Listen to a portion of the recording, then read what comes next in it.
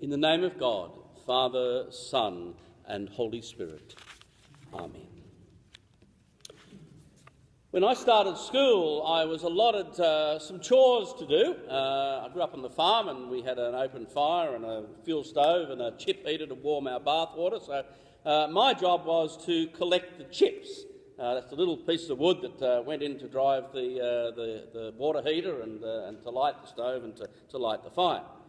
And for that job, I was paid 50 cents a week. 25 of those 50 cents had to go into the Commonwealth Bank school account every week, and the other 25 cents had to go on the plate at Sunday school. There were no shops to spend any money on, so I didn't actually need any money. And as those 25 cents went on to the plate at Sunday school, we would sing a song. Hear the pennies dropping, you can hear them fall. Everyone for Jesus, he can have them all. There you go, some of you remember that one. So at that stage, when I was about 6, all I knew was that the Commonwealth Bank and Jesus were taking all my money off me.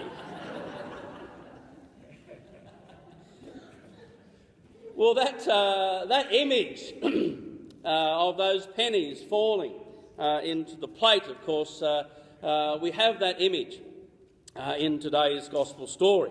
The story of what we call the widow's mite. The poor widow with the 2 copper coins that she's putting into the treasury. Now, we've all heard sermons on this one. It's the favourite one on Stewardship Sunday, when the priest gets up and starts drawing attention to the extraordinary generosity of this poor woman who gives everything that she has, and that's all designed to make us feel guilty and to put more money on the plate. Well, of course, the traditional use of this particular reading is the absolute antithesis to what Jesus is using this story for. Jesus is normally on Stewardship Sundays. We use this story to say, well, this is the example of generosity, and you should follow this example and give more money to the church. What we're actually communicating is, of course, you should give at least 2 tiny little 1-cent pieces, of course, to the church. But Jesus isn't doing that. If we look at the context of the story, he has already pointed out the scribes and the Pharisees, those who wander around in long robes and get the best places at dinners and best seats in the synagogues and get all sorts of titles. And he's already pointed out that these are the people, the religious leaders. These are the people that are devouring widows' houses. They're taking everything from the poor and taking everything from those who need it most to support their particular power structure. And because we strain this reading through our Christian culture, all the sermons we've heard on it and the images of generosity that we've been given to attach to this story, we hear Jesus' words in a certain way. So what we hear is, for all of the others contributed out of their abundance, but she out of her poverty. She has given everything she had to live on. We strain that through the Christian tradition and see this as a positive thing. And we think Jesus will say this is a good thing. And he's doing precisely the opposite. He's already pointed to the people who have devoured the widows' houses and condemned them. And then he says, look at this widow. Here she is, putting everything that she has to live on into the treasury. This is abusive. This is wrong. How can we allow this to happen? How can we allow her to do this? And if we read on the story a little bit further, he walks out of the temple and he points to the temple and he says, see this building? Not one stone will be left standing upon another. He's already been into the temple and turned over the table with the poor people's money on it, and driven the money changers out of the temple. How can we possibly see this story as a positive way, as a positive example of generosity. Why don't we see it in its context and see Jesus pointing out an oppressive system that even takes what a poor widow has to live on off her, and points out how insidious these systems are and these cultures are that would require or cause this woman to comply with them. That's what he's doing. He's turning over those tables once again and again. And yet we strain this story through our Christian tradition and think in its example of generosity to be followed, rather than a condemnation of power structures to be challenged. He has already been, he's come into Jerusalem. He's mocked the system in that chaser-esque entry into Jerusalem, where he's mocked Pilate coming in from the other direction. He's turned over the tables and he's said the temple will be torn down. We need to see this story, this reading in its context. What does he notice about this woman? Well, the fact is, to start with, he notices her. She is important to him. The scribes and the Pharisees are over there having their highfalutin conversations. They don't notice her. The disciples don't notice her. Jesus draws our attention to her and says, look at this woman. Look at her courage and her dignity. Look, she is a prophetic figure amongst us.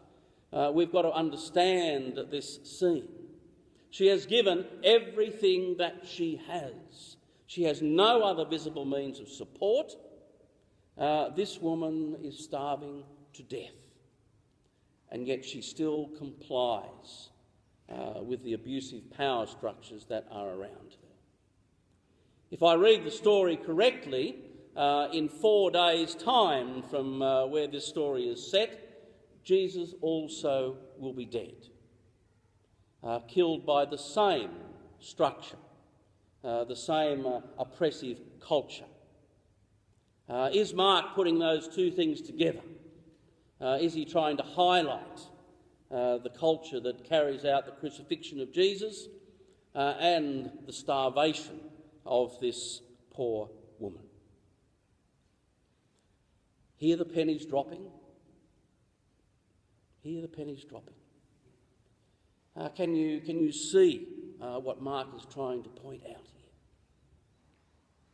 That they have a culture and a system that people are programmed to comply with, even to their own detriment.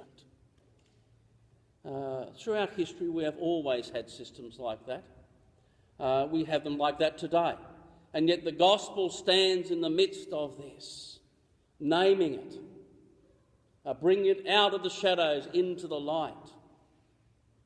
But because we're sort of so programmed into Christendom, often we don't see it. Often we see these stories actually supporting the system rather than calling it out and challenging it.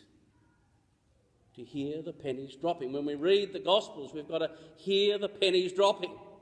We've got to understand that the Gospel is always challenging the system in which we live, always asking us to rethink it, to understand it, and to call it out when it is disadvantaging the marginalised, making the poor hungrier, and supporting power structures that are inappropriate. Of course, our power structures aren't that much different today. We live in a structure that is really white, male and heterosexual. Look who's standing up in a long robe talking at you today. That's how our system works. And of course that has to be challenged in every way, shape and form. And there are sort of incredibly insidious ways that works itself into our psyche, because then we start talking about things like, we're tolerant and we're accepting.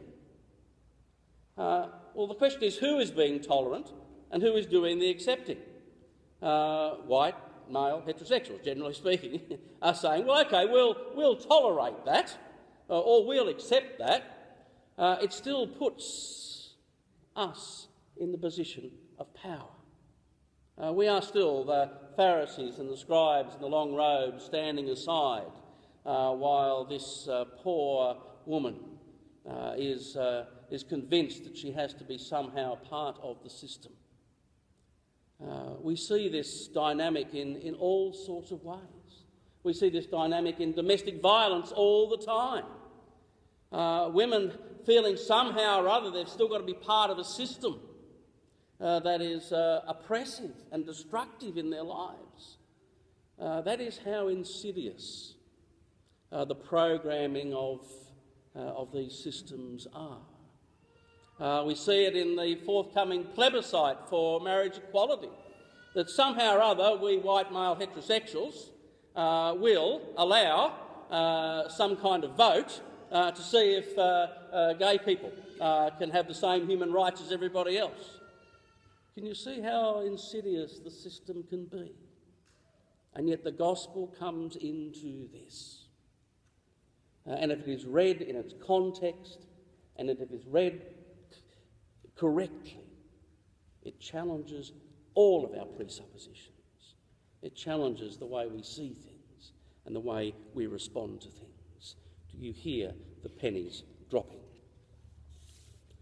Nobody should give 1 red cent to any church that is simply there to keep its stone upon stone, to keep its structure there, to maintain itself.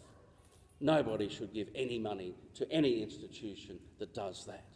Nobody should give any money to any institution unless that money is being given by those who can afford to give to those who cannot afford to live.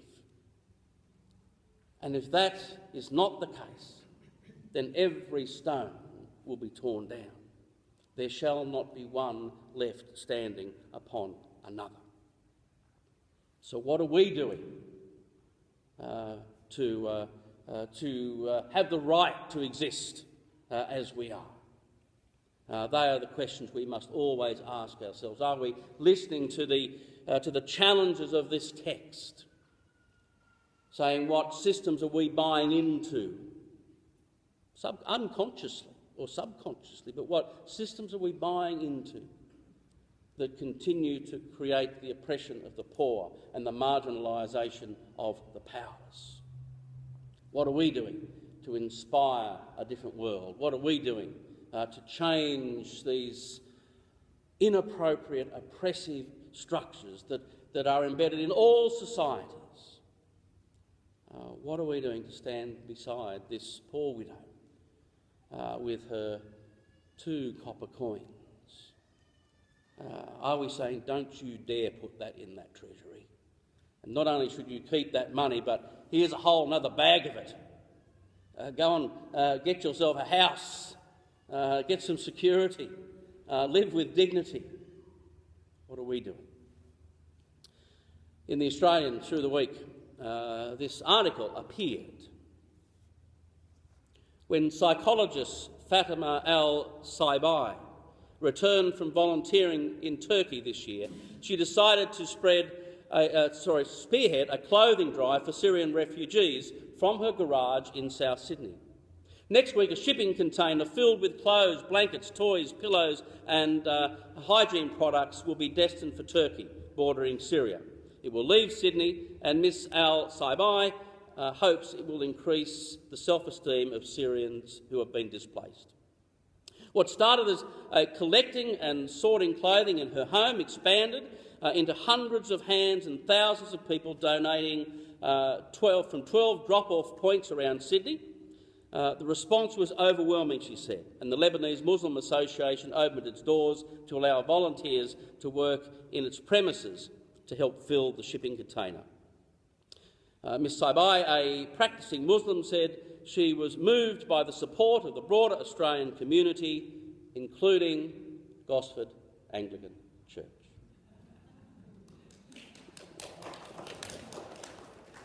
unless we are loud and clear, putting out that message that we will not collaborate with any system that marginalises or oppresses anybody. It's not about us tolerating or accepting.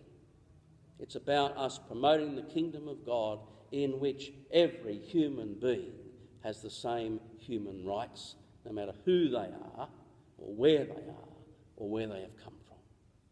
It is not until we live that life that we can look at this widow and understand her prophetic message to each and every one of us. The Lord be with you.